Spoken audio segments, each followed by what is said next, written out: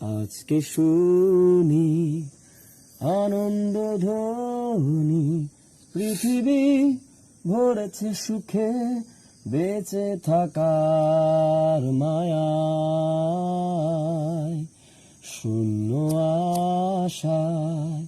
জীবন্ত ভাষা আদুরে দেখেছি প্রাণের মোহনা, যন্ত্রে বাঁধা মন ছিল ক্লান্ত অসহায়, অর্থে কেনা সুখ প্রিয় মান দুঃখের ছায়ায়, আর নয়